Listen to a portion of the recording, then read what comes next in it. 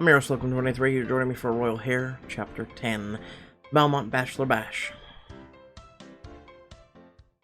Now, playing as Bertrand. While Queen Riley is away in Avernule, an inexplicably large package has arrived at the Walker Ranch.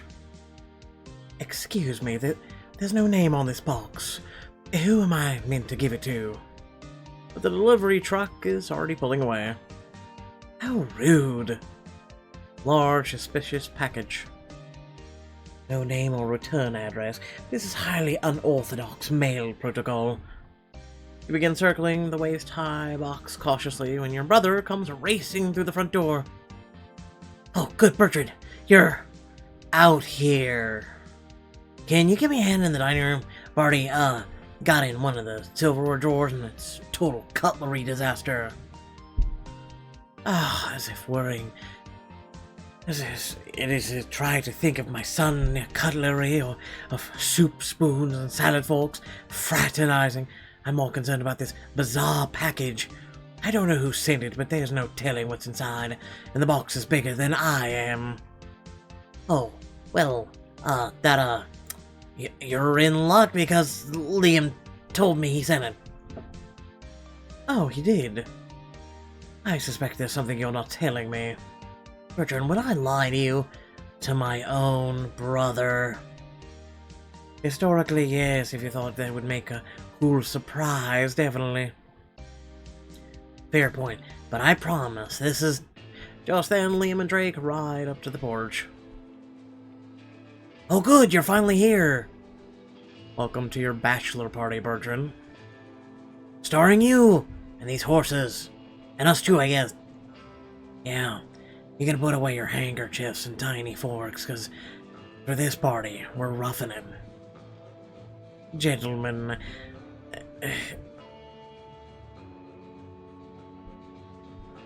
honestly, you needn't gone through so much trouble for me. Nonsense, you're a friend. And you're the best brother ever! And it wasn't that hard, so stop worrying and saddle up.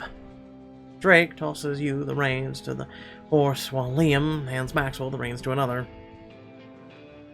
Let's ride. A trek through the untamed wilderness planned by my future brother-in-law. Wonderful. But, one question. Should I really put away my handkerchief? Because I can imagine several situations where it may prove useful. It was a joke, Bertrand. Relax. But you might be more comfortable in some wilderness-worthy attire. I understand each of those words individually, Your Majesty, but... He's talking about a country makeover. We wanted you to have an incredible time today, and I know you appreciate a new suit. We arranged a few things in your room for you to try out. Come on, Bertrand. Step out of your comfort zone. It'll be more like stepping into a comfort zone compared to those suits you wear, Jewing us in the comfort. Well, since you've all been so generous. You head upstairs to try on the attire your companions have laid out and straighten your new hat before stepping back onto the porch. Almost looks like a used car salesman. I feel like a whole new man. Damn, Beaumont, not bad. This is going on Pictogram. What did we tell you? It's dapper and ranch ready, and it still technically has a tie. But do you really think I'm suited for such a dramatic change in style? Will Savannah approve? You'll be playing as Bertrand in this chapter, so now's your chance to polish up his look and get an advantage on the bachelor party adventures.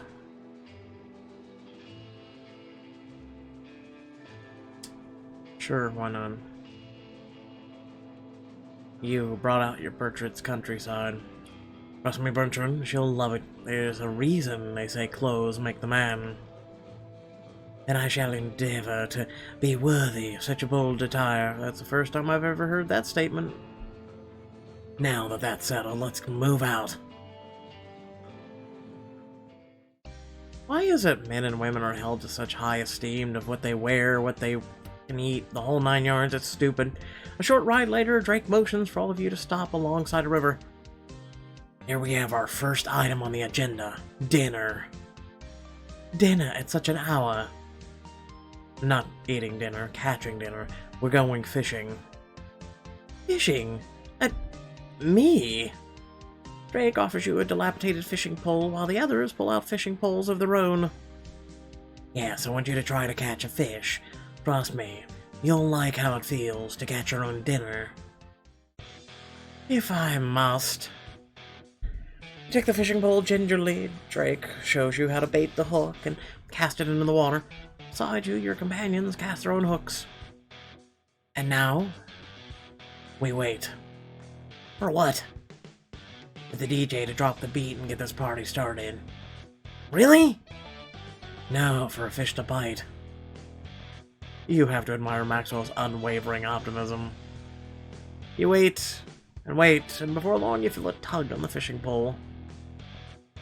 A situation has arisen. Please help. You've got this thing reeling in. Drake helps you operate the fishing pole, and in a few seconds the line clears the water with a fish and a coat hanger tangled on it. Oh my. What do you grab? The fish. Behold, an angry, spiky fish for dinner. Whoa. Nice going, Bertrand. Bravo. I'm so hungry. Tonight, we'll feast because of Bertrand. It's one fish. You feel an unfamiliar sensation of pride stirring in your chest. You fish for the rest of the morning together, enjoying the peacefulness of the water and the realization that your companions' smaller catches do not equal the glory of your own. Alright, time to pack up. The campsite's not far from here.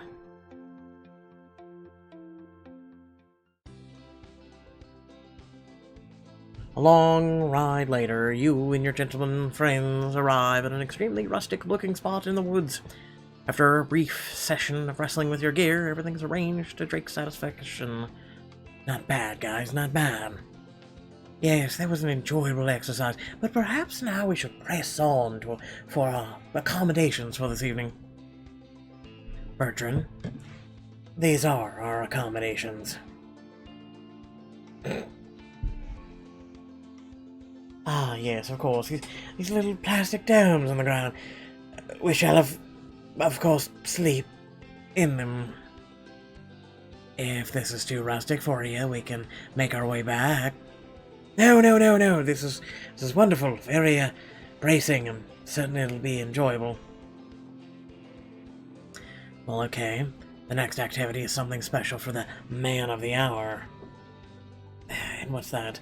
Shoeing our own horses, churning our own butter, forging a pot to cook out of dinner. Actually, I thought we could partake in a time-honored Cordonian tradition, one reserved only for the closest to the crown. Not the apple shoot. Oh, it's an apple shoot! King Liam, you honor me deeply. King Liam holds out a selection of weapons to you. The honor is Cordonia's. These are straight from the Royal Armory's most historic section, with contemporary blunted arrows and rubber bullets for safety. Antique hunting rifle, ornate pistol, bow and arrow, antique hunting rifle. I feel like a stalwart soldier on the eve of battle. Of course you do. And now the ceremonial toss and your chance to prove yourself a knight marksman of Cordonia. Drake and Maxwell stand at the one end of the clearing, and you and Liam at the other. Maxwell bows to you with a grin. I trust you, brother. I shall do my best. I hope so. I already got shot once, and that was more than enough. Liam tosses the apple high into the air over Drake and Maxwell's heads. You carefully take aim, thankfully, for the new hat that keeps the sun out of your eyes. Huh. We could shoot Drake or Maxwell for fun. You hit the apple. I did it! You did it. I knew a Beaumont wouldn't miss. As your king, it's my honor to proclaim Duke Bertrand Beaumont a knight, marksman of the Appletoss, an honorary defender of the realm. Humbled, you kneel in front of King Liam as he ceremonially taps his hand on each of your shoulders. Maxwell and Drake pull you back to your feet. This calls for a drink. Drake rummages in his bag. Let me guess, your finest whiskey. It's not my bachelor party. I got something I thought Bertrand would like. Drake pulls out a bottle of champagne and offers it to you. This is from an excellent region in France. Which one? Champagne.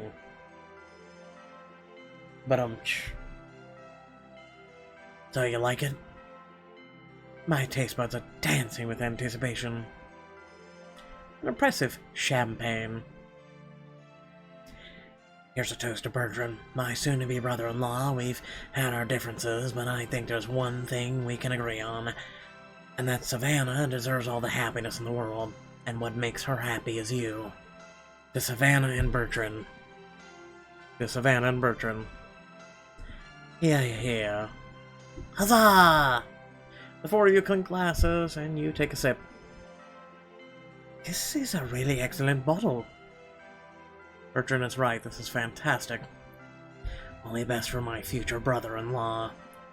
And so the afternoon goes on with more drinks and toasting as night falls.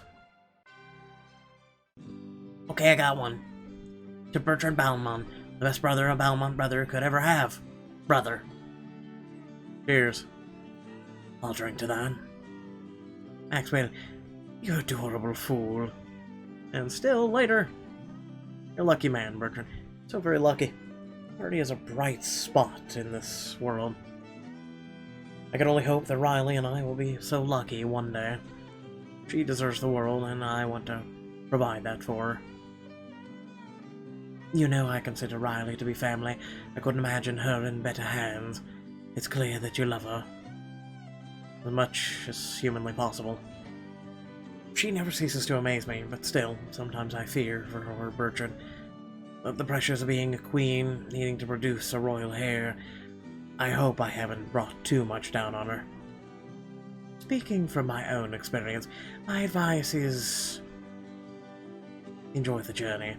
There's so much I missed with Savannah, the pregnancy, the birth. I vowed to never miss another moment with her. For you and Riley, that would be my greatest wish. That you have the time and luxury to enjoy one another and journey together. Those moments are the most precious treasures you can find, and there's no getting them back if they're squandered. Bertrand. Sorry to Grace. I didn't mean to cast a pale over the evening. Not at all. It's really good to hear that you care about Savannah so much. Of course, she's everything to me. She's made me a very lucky man. I only hope Savannah knows that. You can't just hope. You gotta show her. Show her. With a big gesture. My sister loves that kind of stuff. I'm aware, but what kind of big gesture are we talking about? You know, like racing into an airport to declare your love. And bypass security, that's illegal. Or standing in the rain while confessing your love. But where would I put all my electronics? My watch alone would never survive such a foolish gesture. Maxwell elbows Drake, grinning. Whoa, sounds like someone's been watching a whole bunch of romantic comedies. Hey, they've got romance. They've got comedy. What's not to like? Well, I neither want to do something illegal nor extremely inadvisable. I do have an idea. Serenader, why not? Also, follow me on Mixer. If I must do something grand to show Savannah I truly care for her, then serenading her is the perfect thing to do. I love it. And I've just the thing. Maxwell dives into the tent and emerges with a guitar. No need for applause, but you can still clap anyway. You packed a guitar. You told me you didn't have spare room in your pack to carry extra supplies. That was true, because of the guitar. Thin ice, Beaumont, thin ice. But isn't it worth it in the end? Now we're here, something journey, not the destination. I, for one, think Serenading Savannah is an excellent idea. Oh, you humble me, your majesty. Let us away, then. You charge into the woods to head back to the house, then pause and come back to the clearing. Where is the house is that way. A short time later, you find yourselves back at the ranch, looking up at the windows of the house from the foliage in front of them. Despite the cool evening, you feel a warm fuzziness in your chest that will hopefully transform into courage. I see a light in her window. Perfect, she's awake. Bertrand, get your lady's attention. You steel yourself and head towards the front door. Maxwell yanks you back into the bushes. Not that way, not through the front door. Right, of course, we wouldn't want to be perfectly practical now, would we? At least use a window. For entry, how much have you imbibed, Maxwell? I had to actually think of even how to say that word, because I've never read it or seen it in my entire life. Just the champagne, unless he found my whiskey. I think that Maxwell's hinting at is that you serenade will go over better if we sing to her outside. We can throw a rock at her window to get her to open it. Ah, yes, because I think this is romance, like petty vandalism. Drake tosses a small rock at you and you fumble before catching it. There you go. My advice, try not to actually break the window. Ignoring the ever-present voice of your propriety in your head, warning you of the possible ways this could go horrifically wrong, you look at the window, wind up your arm, and the front door with the window straight up in the air at the window. You throw the rock and it thuds softly against Savannah's window. In the next moment, she opens it. Hello? Maxwell gestures to you, whispering, Okay, Bertrand, there's your cue. Jump out and serenade her. But how am I to do that?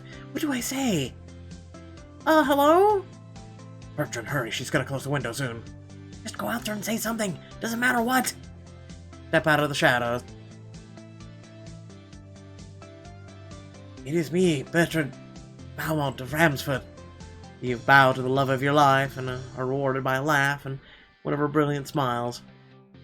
Then I, Savannah Walker of Cordonia, am happy to see you, but what are you doing out there? Is something wrong? You're supposed to be with the guys. Hold on, one moment. You duck back into the shadows with the guys. Okay, now what do I say?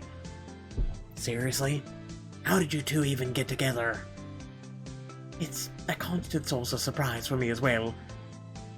You gotta say something real smooth to lead into the song. Or you can say something romantic. Or just anything at all. Drake, Liam. But Liam. Your Majesty, if it's not too much to ask, would you help me? I'd be honored. If you step back out, I'll tell you what to say. As God forbid he has an opinion or thought of his own. You step back in the light. Nothing is wrong, my dear. The others are all fine. I have come because, Liam begins to word mouths that you repeat. Savannah, I have come because I could not stay away from you, darling.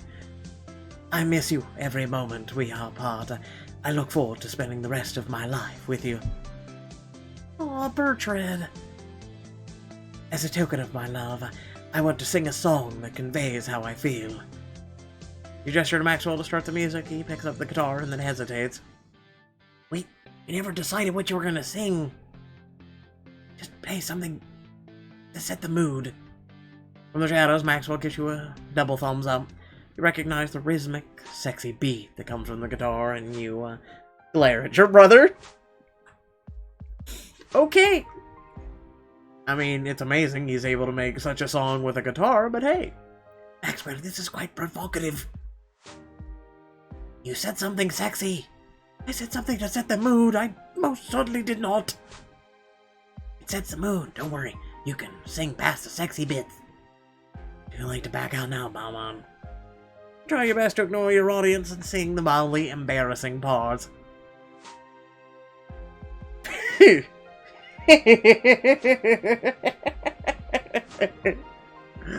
I'm just imagining Bertrand singing this. It's funny shit. You must get tired from running through my mind. I'm a helpless fool for thinking you could be mine.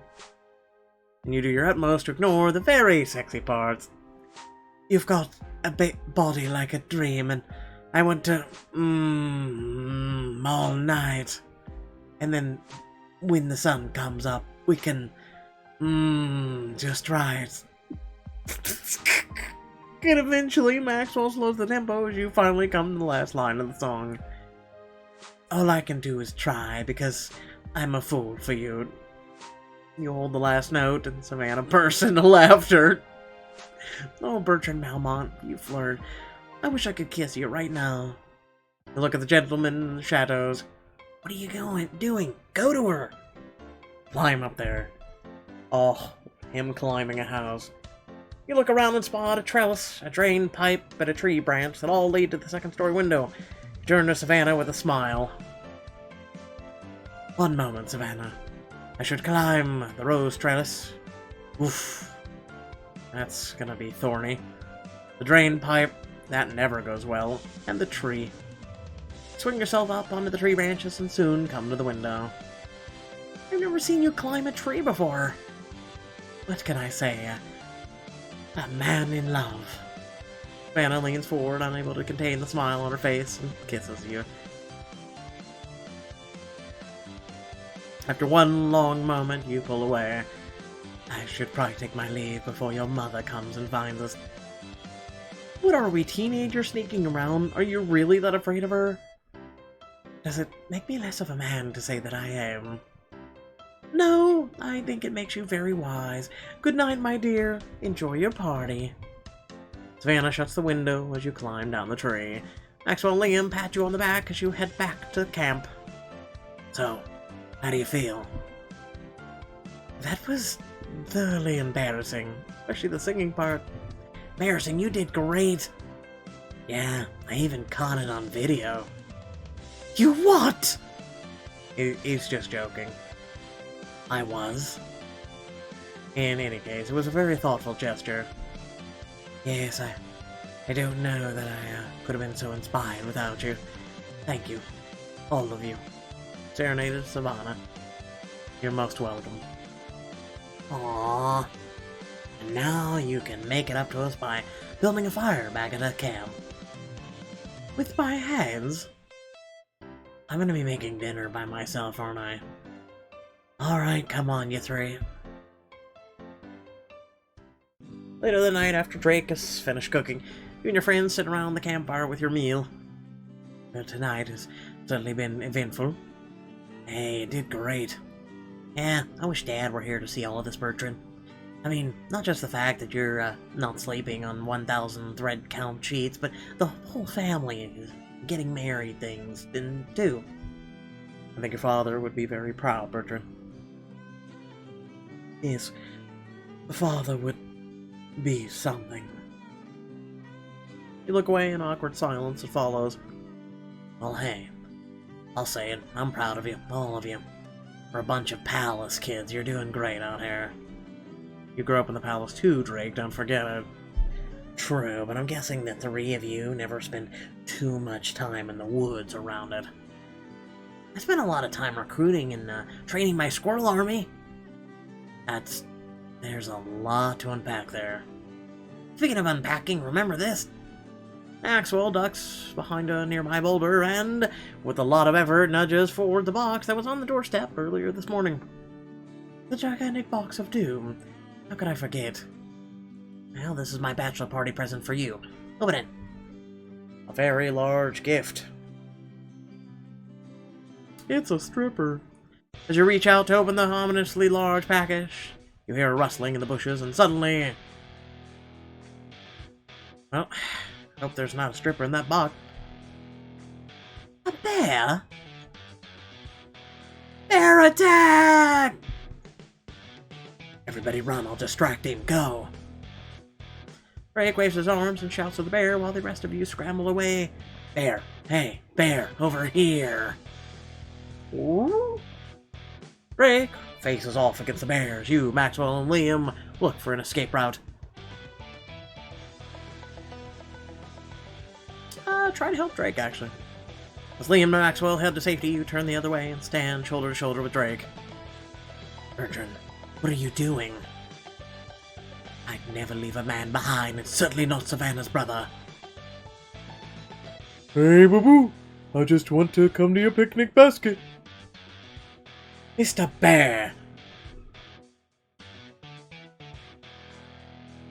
Leave now or face the wrath of Beaumont. Roar! We have no quarrel with you, so let us depart amicably. Hey, boo-boo, picnic basket! Next time, less logic and more volume. Ah, yes, indeed. Looks like Liam and Maxwell made it safety. Well, we should join them. Ooh! Now! After a wild dash through the trees, you all stop to catch your breath in an empty clearing. Good news is he didn't follow us. Bad news is he really likes our campsite. So, sleeping here? You could go back to the house. There's decent ground cover where you got some shelter from the wind. You can't be serious, right? Bertrand deserves to spend his bachelor party in a real tent. Considering my tent's currently occupant, I'm not sure that's necessary. Lima's right, that bear took us by surprise the first time, but it's 4 against 1. You're saying you want to take the camp back. I didn't study military tactics for nothing, Greg. With the right show of aggression, we could drive the bear off safely. I might have a secret weapon back in the camp. If we can get to it, we can scare the daylights out of Mr. Bear. Maxwell, don't tell me it's... Yep, your present. I knew I couldn't trust that box. Ray glances around at your companions, and a grin slowly spreads across his face. Well, hell, if you're up for a fight, someone's gotta keep you guys alive. But this is still Bertrand's party, and should be his call. Gentlemen, there's a tyrannical intruder parading around in our camp. I say we... Really? Really? This was a choice? Okay, whatever. Whatever, fam. We take back what is rightfully ours. Yes! And I need someone to get me a long, pointed branch. This calls for a battle map. Your heart pounds with excitement and more nerves than you're willing to admit as Liam sketches a map on the campsite of the ground. Last time we saw the bear, he was on the western side of the camp. Drake knows the most woodcraft, if you say so.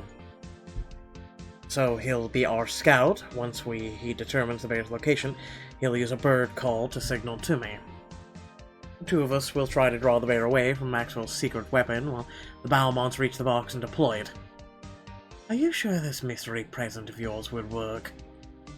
I'm positive. If I'm wrong, just grab a stick from the campfire. Animals hate fire. Then we have a plan. Is everyone agreed? I'm in. It seems like a sound strategy. Just one question. Who gets to pick our code names? Bears don't speak humans. Our names are already code names. Fine, Texas Thunder. Guess you can just be boring old Drake. May fortune favor us all. And gentlemen, it's been an honor. Liam holds his hand out to shake yours, and you feel your heart swell with pride. Likewise, we'll see you 2 on the other side. We've got this, big brother. Everyone, move out. You and Maxwell sneak back towards the camp together, taking it step by step. You're moving more quietly than you've ever been before in your life until... Archer, look out! You pause with your foot right over a brittle twig. Step down, step over. Heart pounding in your chest, you step over the traitorous twig and give Maxwell a grateful nod. Well spotted, brother. Woo-hoo! Woo-hoo! Must be Drake's signal for the distraction to commit. Hey, you big lump over here! On the other side of the campfire, you see Drake leap out of the trees, waving his arms.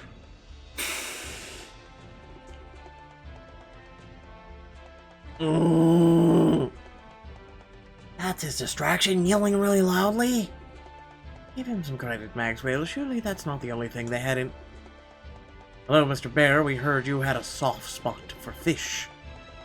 Liam steps out from the brush beside the campsite's cooler, holding a leftover salmon in one hand. Hey, woo woo! Fetch. Liam flings the salmon across the clearing and the bear races after it, leaving you a clear path to the box. Let's go! You pull open the box to reveal... I thought this was a mystery weapon. Maxwell, this is a Cavalier Navanti 9S. How did you... I'd like to know how he even drugged this box all the way here, let alone this, but sure. Not just any Cavalier Navanti 9S. Yours. Bertrand's is into motorcycles? I was once, but I sold mine years ago when our family... It took a lot of digging to figure out where it ended up, not to mention a good chunk of advance on my book. So what you're telling me is that we could have ridden in here and hit it instead of making my aunt drop it off? Well, it would have spoiled the surprise, and for my brother it was worth it. Uh-huh. Maxwell, I don't know what to say. How about thank you? Embrace him. Maxwell holds out his hand ready for a handshake, but instead you pull him into the biggest bear hug you've ever given in your life. Ugh. Your Maxwell sniffled fondly as he hugged you back. I've had so many honors in my life, but one of the greatest is being your brother. Maxwell grins at you, but as he glances over your shoulder, his eyes suddenly go wide. If you want to keep that honor, you better rev that bike up. Climb onto the motorcycle and the familiar sight, warming your heart.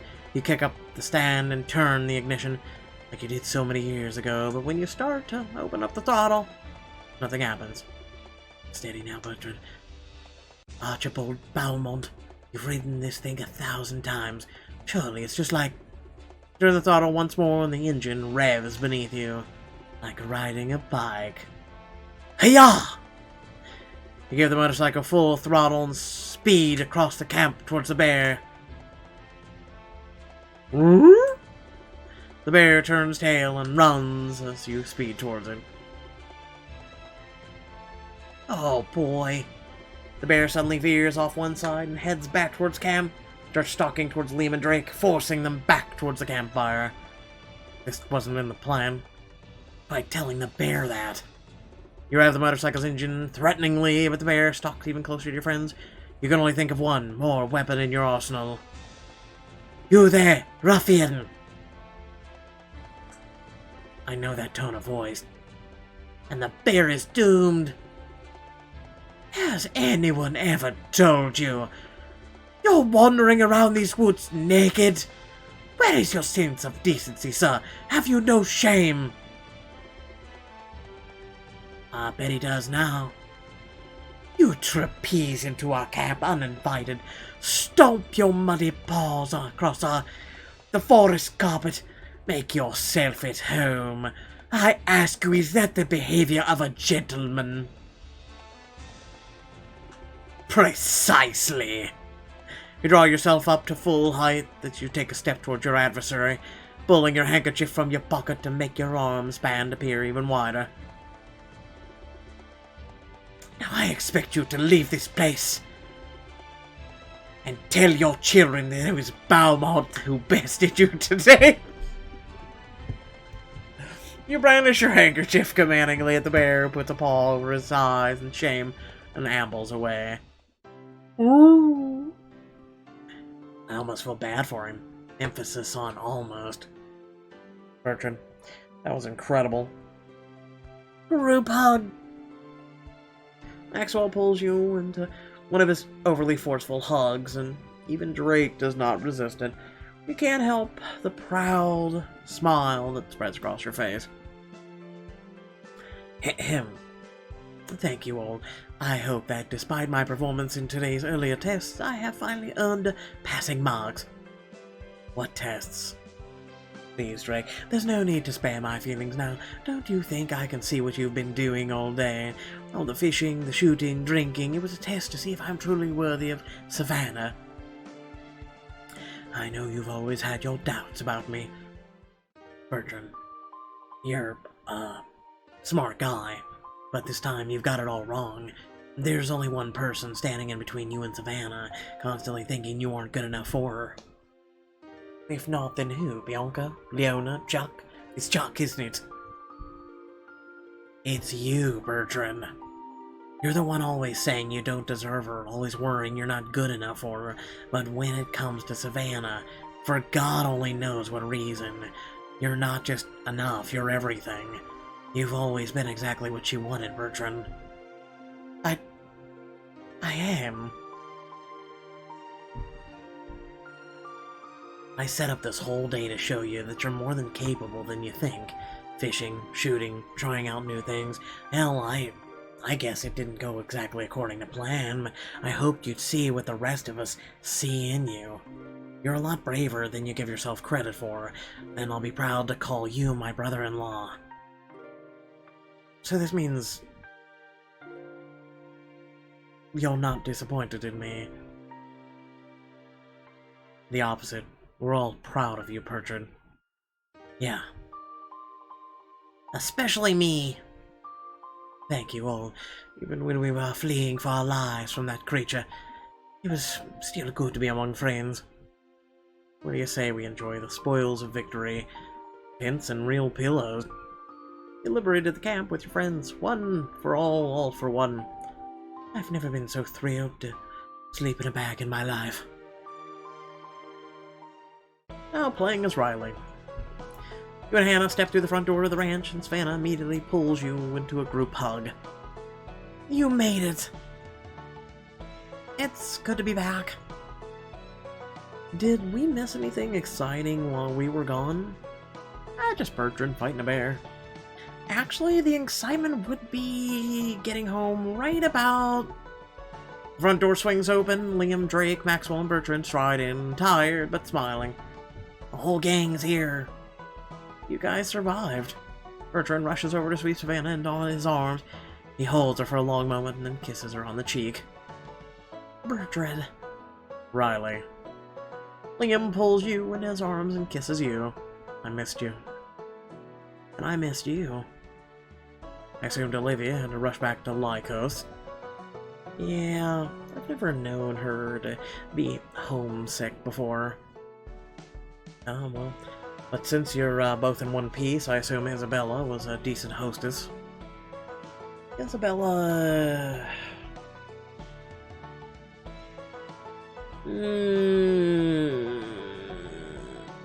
She isn't so bad once you get to know her. She seemed a bit stuck up when we first met, but it turns out she appreciates a good time. So while we were enduring the wilderness, you were off enjoying royal parties. Kinda? Sometimes life isn't, fair, Bertrand. We learned a lot about Avernal's really like, and we showed them that if they want an alliance, Cordonia can hold its own at the negotiating table. What about you guys? How was your Bachelor Bash? The things we've seen, the perils we've endured, you'd hardly believe it. After surviving in the wilderness, I feel ready to face anything. Well then, how about facing a shower before tonight's rehearsal dinner? I love you, but you all smell like wood smoke. There's nothing wrong with that smoke, or smell, here. They all laugh and nod, but before the guys can head upstairs, there's a loud knock at the front door. I'll get it. Bertrand calmly strides over and opens the door. Good afternoon. How may we help you? Hello, Bertrand. Bertrand and Maxwell both freeze at the sight of the gray-haired, impeccably dressed man on the porch. Is that his father? Oh my God! Father? Now, boys. Is that any way to treat your old man? Your dad's alive? Maxwell and Bertrand's father is alive. Find out more in the next chapter. Oh boy, today's been eventful, hasn't it been? Well, speaking of which, if you all did enjoy the video, please remember to like, share, drop a comment, and hit that subscribe button. Also hit the bell next to it, so you can receive notifications of when I do content. Otherwise, YouTube is like, nope, you just don't give a crap. And head down the description below, links to social media, Discord, and a few links to support me and my content. Also consider hitting that join button on YouTube. Really fantastic. You know, in a way, kind of support the channel. And without further ado, thank you again for watching, and I'll catch you all in the next video. Goodbye.